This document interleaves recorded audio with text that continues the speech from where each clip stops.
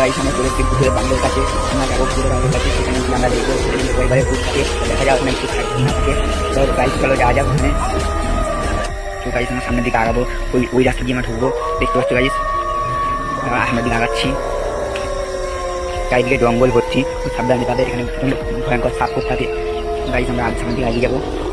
তো গাইস চারিদিকে জঙ্গল দেখতে পাচ্ছ, আস্তে আস্তে আগাবো, দূরের জায়গা এসব।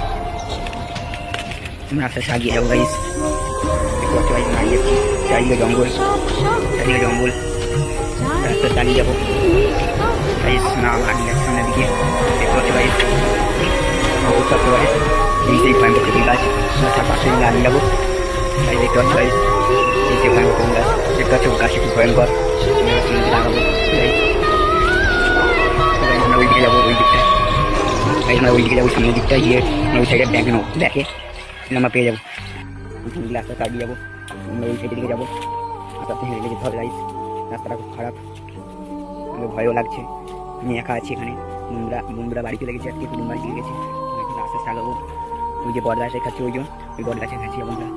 তো গাইস কি ভয়ঙ্কর গাছটা, দেখে দিচ্ছে বোঝা যাচ্ছে, বোঝা যাচ্ছে খুবই ভয়ঙ্কর গাইস। এই রাস্তা দিয়ে আমরা যাবো, আমরা ওই দিকটায় যাবো, তার আগে আমরা বট গাছটার কাছ থেকে ঘুরে আসতে হবে।